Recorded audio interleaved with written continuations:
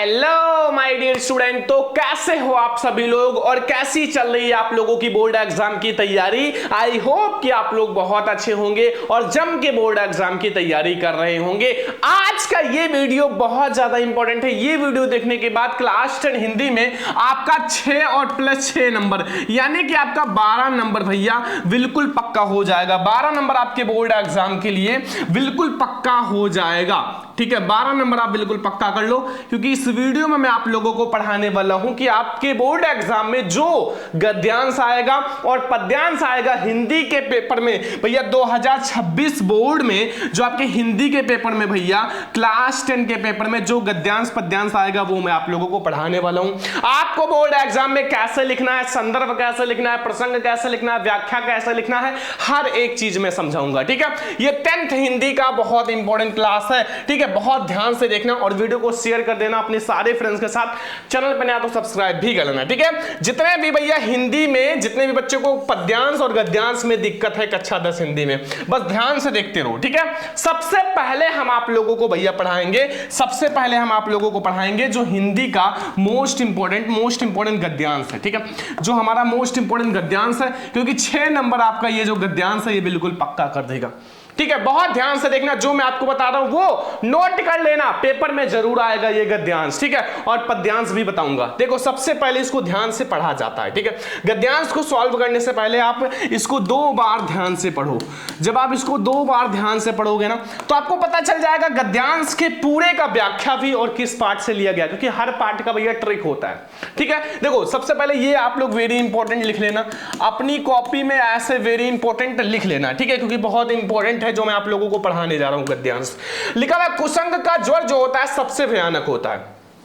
कुसंग का ज्वर यानी कि जो बुरे लोग होते हैं अगर उनके साथ मित्रता करोगे तो वो क्या होता है, बहुत भयानक होता है। ठीक है, यह केवल नीति और सद्बुद्धि का ही नाश नहीं करता बल्कि बुद्धि का भी क्षय करता है। ठीक है, यहां तक भैया अंडरलाइन है। क्या है, अंडरलाइन है कि कुसंग का ज्वर सबसे भयानक होता है। यह केवल नीति और सद्बुद्धि का ही नाश नहीं करता बल्कि बुद्धि का भी क्षय करता है। किसी युवा पुरुष की जो संगति है यदि बुरी होगी तो वह उसके पैरों में बंधी चक्की के समान होगी, जो उसे दिन ब दिन औन्नति के गड्ढे में गिराती जाएगी। औन्नत का मतलब होता है कि नीचे ले जाएगी, यानी कि आप ऊपर नहीं जाओगे, उन्नत नहीं करोगे, औन्नत के गड्ढे में जाओगे, यानी कि नीचे चले जाओगे। ठीक है, जैसे कहते हैं कि वो बहुत ज्यादा नीचे यानी कि बहुत ज्यादा गरीब होते जा रहे हैं, वही है कि वो दिन ब दिन तुम्हें क्या करेगा, औन्नत के गड्ढे में गिराती जाएगी। और यदि अच्छी होगी तो सहारा देने वाले बाहु के समान होगी, जो निरंतर उन्नति की ओर उठाती जाएगी। भैया अगर आपका संगति अच्छा है,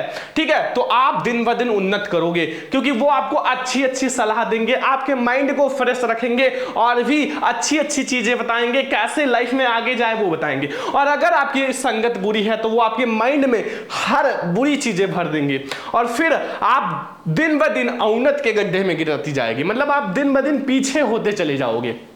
तो आपको भैया मित्रता करना है, मित्र अगर आपको बनाना है, साथी बनाना है, फ्रेंड बनाना है ना, तो याद रखना कि आपको अच्छे फ्रेंड को बनाना है, क्योंकि अभी आप पढ़ाई कर रहे हो और वो भी आपके साथ पढ़ाई करेगा ना, तो आपका जो पढ़ाई है वो डबल हो जाएगा। तो अच्छे मित्र को बनाना। अब इससे तो पता चल ही गया होगा कि ये किस चैप्टर से लिया गया है और इसके जो लेखक है वो कौन है। मित्रता पाठ से लिया गया है ना, पाठ का नाम क्या है, मित्रता, और इसके लेखक कौन है, आचार्य रामचंद्र शुक्ल जी। बस ठीक है, तो चलो आपको बताता हूं कैसे क्वेश्चंस आएंगे भैया बोर्ड एग्जाम में। देखो, इससे रिलेटेड 3 क्वेश्चन आएगा मेरे प्यारे स्टूडेंट, 3 क्वेश्चन आएगा, ध्यान रखना। ठीक है, ये देखो यही 3 क्वेश्चन आपको मिलेगा, यही 3 क्वेश्चन। ठीक है, देखो पहले आपको लिखना है प्रस्तुत गद्यांश का संदर्भ लिखो। भैया संदर्भ का मतलब होता है कि आप जो संदर्भ का मतलब होता है पाठ का नाम लिखो और लेखक का नाम लिखो। ठीक है, गद्यांश में। ठीक है, तो वो हो गया संदर्भ, जो कि आपको 2 नंबर देकर जाएगा। ठीक है, 2 नंबर, ध्यान रखना।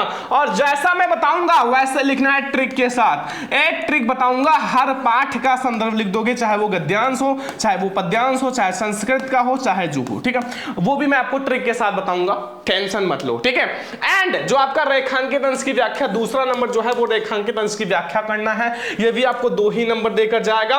और तीसरा कुसंग का क्या प्रभाव पड़ता है भैया अपनी लाइफ में, कुसंग का क्या प्रभाव पड़ता है, इन 3 क्वेश्चन का आंसर दोगे भैया तो 2 + 2 और +2 यानी कि आपका 6 नंबर पक्का हो जाएगा हिंदी में गद्यांश का। ठीक है, तो कैसे लिखना है, आओ पहला क्वेश्चन भैया, प्रस्तुत गद्यांश का संदर्भ लिखो, पाठ और लेखक का नाम लिखना है। देखो कैसे लिखना है भैया बोर्ड एग्जाम में, यहां आप ध्यान से देख लो, एक बार ध्यान से देखो क्या करना है। देखो अगर आपका कोई भी पाठ का गद्यांश आए, बस याद क्या रखना है कि आपको यहां क्या बदलना है, बताओ यहां क्या है, जो ये लेखक हैं और यहां पाठ का नाम बदलना है और सारी चीजें सेम रहेगा। पाठ का नाम और लेखक का नाम बदल देना, आपका जो संदर्भ हो जाएगा। तो इस चैप्टर का नाम क्या है भैया, मित्रता। क्या नाम है, मित्रता, और इसके जो लेखक हैं वो कौन है, आचार्य रामचंद्र शुक्ल। ठीक है, तो पहले का क्वेश्चन का आंसर भैया देखो ध्यान से, यहां देखो लिखा हुआ है कि जो संदर्भ, सबसे पहले आप हेडिंग डाल देना, ब्लैक से डालना। ठीक है, एंड प्रस्तुत गद्यावतरण आचार्य रामचंद्र शुक्ल द्वारा लिखित एवं हमारी पाठ्य पुस्तक हिंदी, ये हिंदी है, ठीक है, हिंदी के गद्य खंड में संकलित मित्रता नामक पाठ से अवतरित है, 2 नंबर पक्का। जो मैंने यहां हाईलाइट कर रखा है इसको आप भैया ब्लैक से लिखना और सारी चीजें ब्लू से लिखना, इसको आप हाईलाइट करके ब्लैक से लिख देना, क्योंकि ये भैया पाठ और लेखक का नाम ब्लैक से लिखना, क्योंकि ये हाईलाइट रहेगा तभी अच्छा लगेगा। ठीक है, तो संदर्भ आपको ऐसा लिखना है, प्रस्तुत गद्यावतरण आचार्य रामचंद्र शुक्ल द्वारा लिखित एवं हमारी पाठ्य पुस्तक हिंदी के गद्य खंड में संकलित मित्रता नामक पाठ से लिया गया है, या मित्रता नामक निबंध से लिया गया है। ठीक है, अब भैया दूसरा क्वेश्चन हमें करना है रेखांकित अंश की व्याख्या। अब रेखांकित अंश देख लो यहां कितना था, केवल यहां से लेकर यहां तक रेखांकित अंश है, तो 2-3 बार आप रेखांकित अंश ध्यान से पढ़ो तब आप कर पाओगे। जैसे कुसंग का जोड़ सबसे भयानक होता है, यह केवल नीति और सद्विधि का ही नाश नहीं करता बल्कि बुद्धि का भी क्षय करता है। ठीक है, तो ये हम लोग रेखांकित अंश की व्याख्या का 2 नंबर मिलेगा। तो देखो ध्यान से समझो, सबसे पहले आप हेडिंग डालो रेखांकित अंश की व्याख्या। ठीक है, और देखो अंडरलाइन कर लेना अच्छे से। देखो फिर आपको लिखना, आचार्य रामचंद्र शुक्ल जी कहते हैं कि जो बुरी संगति होता है ना वो घातक बुखार के समान हानिकारक होता है। जैसे एक बुरी संगति का इंसान जो है वो घातक बुखार, जैसे घातक बुखार होता है ना, अगर इंसान को मार देता है वैसे ये हानिकारक होता है। जिस तरह कोई जो व्यक्ति है यदि भयंकर ज्वर यानी बुखार से ग्रसित हो जाता है तो वो ज्वर उसके शरीर और स्वास्थ्य को नष्ट कर देता है। तो वो जो ज्वर है उसके शरीर और स्वास्थ्य को नष्ट कर देता था, कभी कभी प्राण भी ले लेता है, और कभी कभी ऐसा टाइम आता है कि उसका प्राण भी ले लेता है। क्या ले लेता है, प्राण, यानी कि उसका जान भी निकल जाता है। ठीक है, उसी प्रकार बुरी संगत हमारी नैतिकता, सदाचार, मन, बुद्धि आदि को नष्ट कर देता है। उसी प्रकार बुरी संगत जो होता है वो हमारी नैतिकता, सदाचार, मन, बुद्धि सबको समाप्त कर देता है। आपको कुछ बड़ा नहीं सोचने देगा, क्योंकि आपके अंदर बुरी बुरी संगत वाले दोस्त ने भर रखा है बहुत सारी चीजें। ठीक है, बस व्याख्या ये हो गया। अब एक क्वेश्चन और है, देखो यहां एक क्वेश्चन और है बच्चों, और है कि कुसंग का क्या प्रभाव पड़ता है।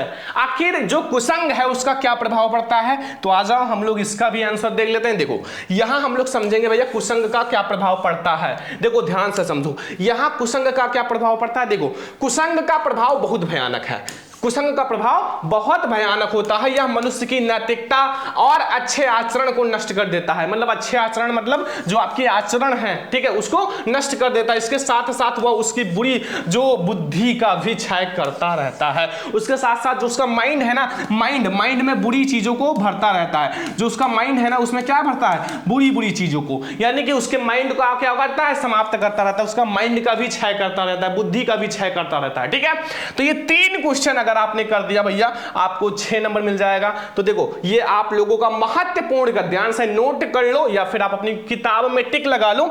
और इसमें ये 3 क्वेश्चन सबसे ज्यादा इंपॉर्टेंट है और यही आएगा बोर्ड एग्जाम में।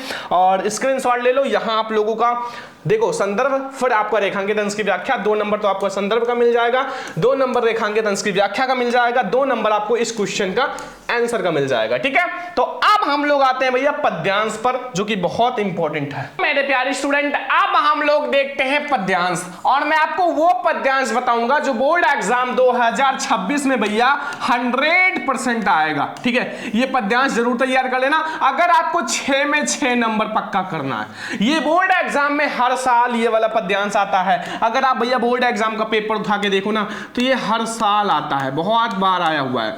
तो आपसे रिक्वेस्ट है कि बहुत ध्यान से तैयार कर लेना, ठीक है। और वेरी इंपॉर्टेंट पद्यांश है भैया, क्लास 10 हिंदी का बहुत इंपॉर्टेंट पद्यांश है, ठीक है। जो मैंने गद्यांश बताया वो भी बहुत इंपॉर्टेंट है और ये पद्यांश भी इंपॉर्टेंट है। तो चलो मैं आपको सबसे पहले भैया पद्यांश को सॉल्व करने से पहले 2 बार इसको ध्यान से पढ़ो, ठीक है। 2 बार इसको ध्यान से पढ़ो तभी आप इसको अच्छे से समझ पाओगे। बहुत सारे तुरंत पेपर मिलता है बस सॉल्व करना शुरू कर देते हैं, नहीं, थोड़ा सा पढ़ो ध्यान से, ठीक है। ये 4 लाइन का भैया हमारा पद्यांश है और ये बहुत इंपॉर्टेंट लिखा हुआ।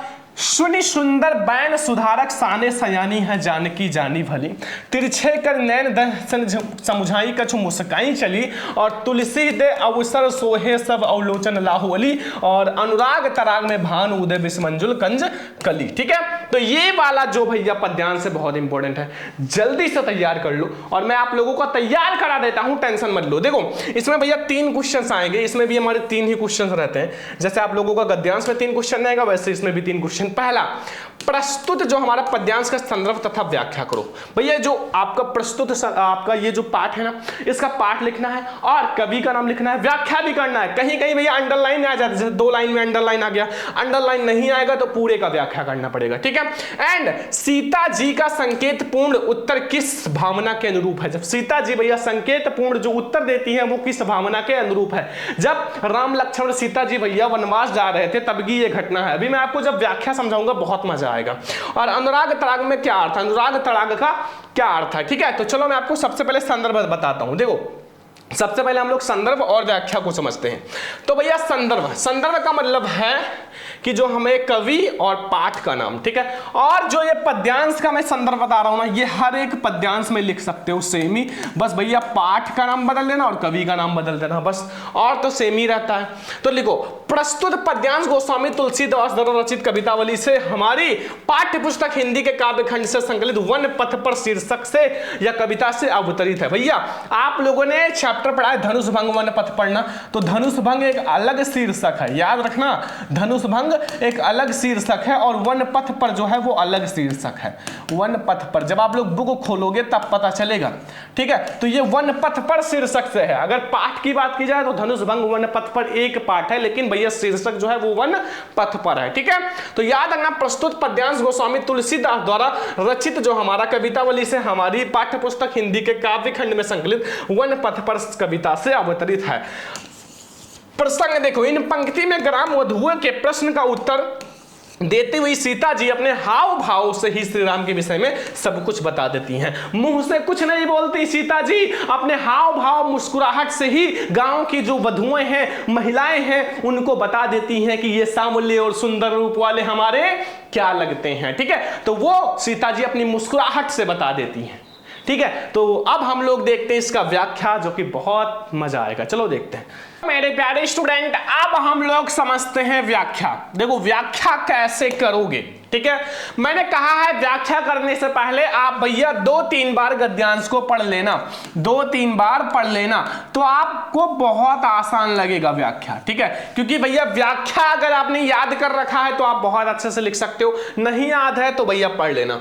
देखो, ग्राम वधुओं ने राम के विषय में सीता जी से पूछा, ठीक है। ग्राम वधुओं, जब ग्राम से यानी कि गांव से भैया सीता माता, राम भगवान और लक्ष्मण जी जब गुजर रहे थे तो ग्राम की वधुएं पूछती हैं सीता जी से कि ये सांवले और सुंदर रूप वाले तुम्हारे क्या लगते हैं। आखिर ये सांवले और सुंदर रूप वाले तुम्हारे क्या लगते हैं। ग्राम वधुओं के अमृत जैसे वचनों को सुनकर चतुर सीता जी उनके मनोभाव को समझ गई। मतलब जो चतुर सीता जी हैं, ठीक है, उन्होंने उनके मनोभाव को समझ गई कि आखिर ये हमसे पूछना क्या चाहती हैं, ठीक है।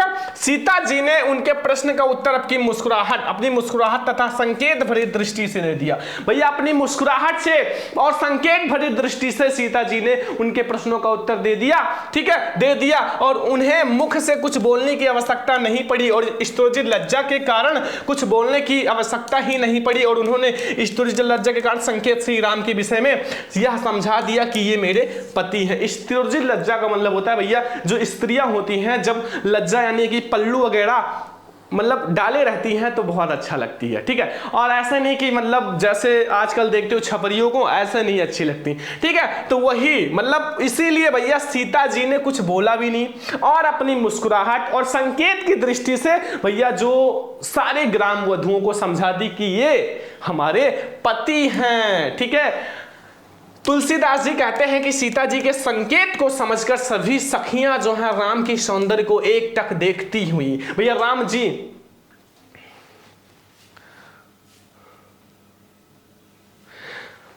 जी जो है बहुत अच्छे थे और उनका सौंदर्य बहुत अच्छा था, काफी लंबे तंबे और भुजा वगैरह बहुत विशाल था, ठीक है। तो उनकी जो सौंदर्य को है एक टक देखती हुई अपने नेत्रों का लाभ प्राप्त करने लगी और उस समय ऐसा प्रतीत हो रहा था मनोप्रेम के सरोवर में राम रूपी सूर्य का उदय हो गया हो, ग्राम वधुओं के नेत्र में रूपी कमल की सुंदर कलियां खिल गई हो। भाई कितना अच्छा लगा ना इसका व्याख्या, कितना प्यारा व्याख्या है, ठीक है। तो इतना आपको व्याख्या लिखना है, ठीक है, व्याख्या लिखना है, नोट कर लो। जितने स्टूडेंट भैया व्याख्या नहीं नोट किए नोट कर लो, और नहीं समझ में आया हो तो एक बार और वीडियो को देख लो, समझ में आ जाएगा, ठीक है। मैं एक बार और बता देता हूं, देखो ग्राम वधुओं ने राम के विषय में सीता जी से पूछा कि ये सांवले और सुंदर तो रूप वाले तुम्हारे क्या लगते हैं। तो ग्राम वधुओं के अमृत जैसे वचनों को सुनकर चतुर सीता जी उनके मनोभाव को समझ गई और सीता जी ने उनके प्रश्नों का उत्तर अपनी मुस्कुराहट तथा संकेत भरी दृष्टि से ही दे दिया और बोलने की आवश्यकता नहीं पड़ी, ठीक है। मतलब जो उन्होंने स्टोरी लज्जा के कारण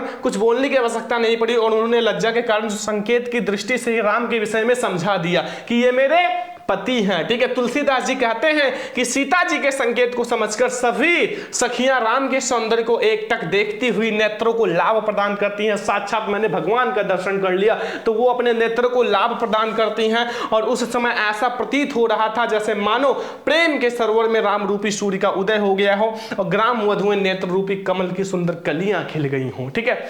ये हो गया हमारा बच्चों व्याख्या, नोट कर लो सभी स्टूडेंट। व्याख्या तो आप लोगों को समझ में आ गया ना। अब दो क्वेश्चन भी है भैया, दो क्वेश्चन भी है, वो भी देख लो भैया। दो क्वेश्चन भी है जो कि आप लोगों से भैया 2-2 नंबर का पूछा जाएगा, 2-2 नंबर का। तो देखो इसमें क्वेश्चन क्या पूछ रहा है, देखो इसमें क्वेश्चन क्या पूछ रहा है कि भैया सीता जी का संकेत पूर्ण उत्तर किस भावना के अनुरूप है, अनुराग तड़ाग का क्या अर्थ है, अनुराग तड़ाग का क्या अर्थ है। तो यहां भैया आंसर देख लो, पहला आंसर आप लोग ध्यान से देखो कि जो सीता जी है ना, सीता जी ध्यान से समझो, सीता जी, ठीक है। सीता जी का संकेत पूर्ण जो उत्तर है भारतीय नारी की मर्यादा तथा लब्ध नेत्र, जो लब्ध नेत्र निर्माण की भावना के अनुरूप है, ठीक है। बस इतना सा लिखना है भैया, सीता जी का संकेत पूर्ण उत्तर जो है भारतीय नारी की मर्यादा तथा लब्ध नेत्र निर्वाह के भावना के अनुरूप है और अनुराग तड़ाग का अर्थ है भैया प्रेम रूपी सरोवर। तो 2 नंबर इसका भी मिल जाएगा, 2 नंबर इसका भी मिल जाएगा।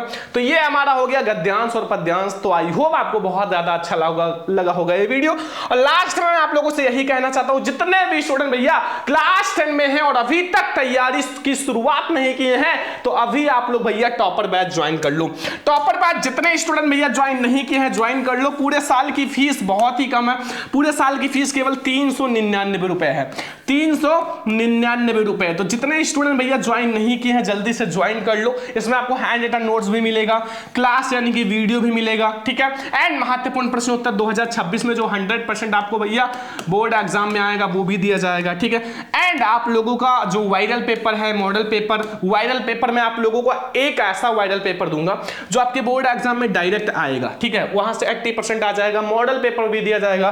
3 साल का पेपर जो कि आपका 3 साल का वायरल पेपर, टेस्ट भी कराया जाएगा, PYQ भी कराया जाएगा, सब कुछ। सरवन लेक्चर ऐप को डाउनलोड कर लो प्ले स्टोर से या ऐप का लिंक डिस्क्रिप्शन में है, जल्दी से डाउनलोड कर लो और सभी विषयों की गारंटी के साथ 95 गारंटी के साथ तैयारी कराया जाएगा। अभी आप हमें कॉल या व्हाट्सएप कर लो इसी नंबर पे 9918863196 पर 9918863196 पे आप हमें कॉल या व्हाट्सएप कर लेना। फोन पे, गूगल पे या पेटीएम करना हो तो इसी नंबर पे करना। एक ही हमारा नंबर है 9918863196। 96। तो जितने स्टूडेंट भैया क्लास 10 में 2026 में टॉपर बनना चाहते हैं तो टॉपर बैच जल्दी से ज्वाइन कर लो, ठीक है।